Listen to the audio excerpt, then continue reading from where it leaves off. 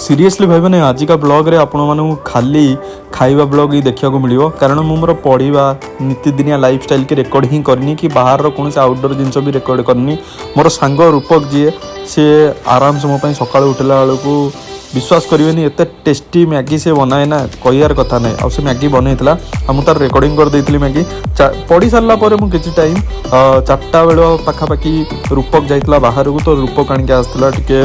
पूरी उपमा आ घुगुनी एटी बहुत भल मिले आ भल फेमस पूरी उपमा घुगुनी तापर संध्या बेले मोर आ तुषार जाइलु बाहर को टे मत बहुत जोर मीठा खाइबार क्रेविंग्स आसला आ कंट्रोल कर पार नथले तो मालपुआ गुलाब जामुन आ छेनापोड़ आम मगेलु आराम से दी भाई मिसी खाइलु राति रे पियाज को आम गुंडु गुंडु काटिक मन होता चिकेन आनिकी कषिकी खाइबापी आम चिकेन नहीं आसलु आम डिनरटा आराम से होता भाई सीरियसली बहुत ही टेस्टी होता चिकेन आ रोची देखा नुआ वीडियो रे।